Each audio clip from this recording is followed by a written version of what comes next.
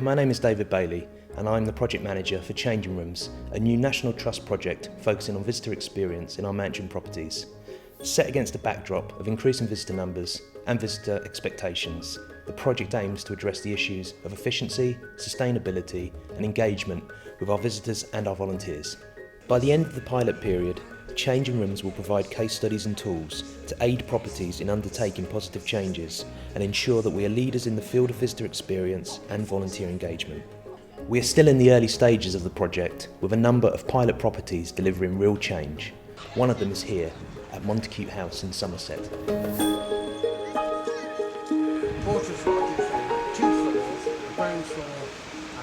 The project was really sprung on us, really. So when we first heard about it, we just thought, oh no, another new thing, another thing to have to deliver. We'd had a couple of projects in the past that hadn't gone very well. So when I went to the first project meeting, I did think, oh, how's this going to go? But about 10-15 minutes into that meeting, I thought, actually, this is going to do it for us. This resonates with what we're doing on the property. So I was quite animated by that point.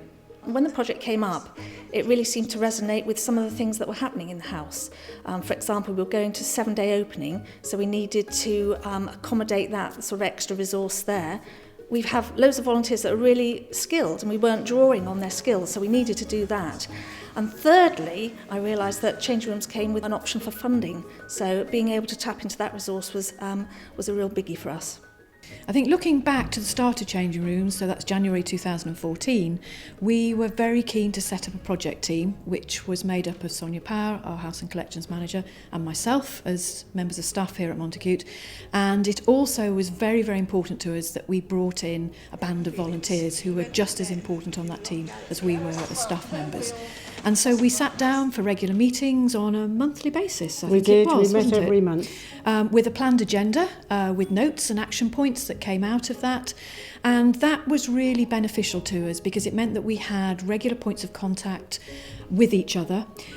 We had actions which we knew were going to be met because we would then go through them at the subsequent meetings. And it just meant that things were put in place, things were very clear in our minds what we wanted to achieve ahead of opening in March 2014. And it felt that there was a very inclusive feeling. It wasn't staff and volunteers, it was the Changing Rooms team, irrespective as to whether we were paid or not paid.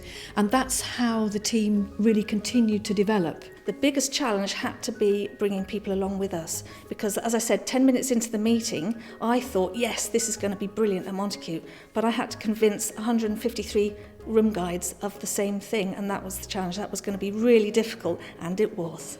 When I first heard about the Changing Rooms project, I, for one, was actually quite excited.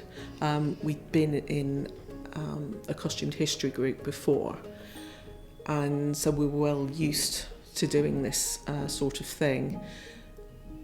And we could see that it would actually free us up within the house.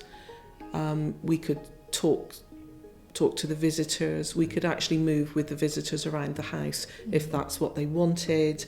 We could take them and show them things and talk to them without actually being tied to one room. I think it's right, isn't it? That's right, yes.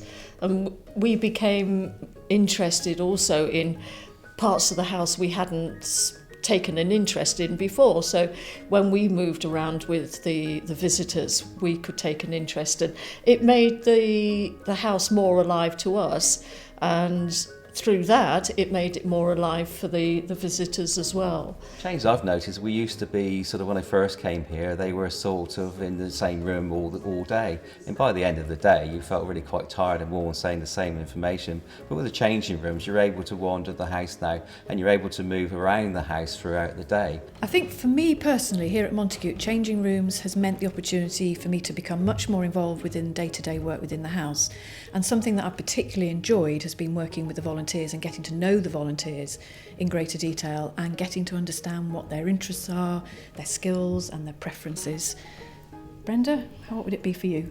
For me, I think the important part of the project was being able to keep all the rooms in the house open all day, even if there weren't sufficient volunteers to stand one in each room. In the past, rooms have been closed if we had less than X number of volunteers. Now we never close a room. Absolutely, I'd second that. as part of the changing rooms system, we were trained to do a white glove training, which is to open certain pieces of furniture in the house. Again, visitors are really excited when you say to them, would you like to see inside this piece? I have the key and I can show you inside.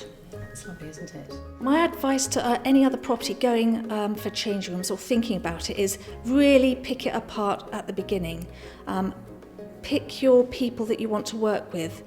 Make sure you're really egalitarian and democratic, because this has to be delivered by the people that are doing it for you. And if they're not buying in, then it's not going to happen. Work with your consultants as well. So make sure you do all of your footwork first. Make sure you check with the curator, the conservator, the compliance people. Make sure you know what your collection is. So if you've got loan items and you've got government indemnity on things, you need to know these things before you can change the offer in the house, because these are the parameters you have to work in. So work to your parameters, but make sure you've got a really positive small team pushing it forward, and make sure that team is egalitarian and democratic. The unexpected thing that's come out of the Changing Rooms project at Montacute, if I'm really honest with you, has been we all kind of like each other a bit more, I think. I know that sounds a bit cheesy, but actually that whole process of changing the way that we work in the house, changing the way that we work together, meant that we had to be horribly honest with each other. And there were sort of awful tumbleweed moments when when people were really, really brutally honest with each other. But that has really led, I think, to a positive way of working. And there's a great deal more trust and respect for each other, and we tend to listen to each other, and we're more willing to give it a go for each other as well, I think. And that's been really surprising.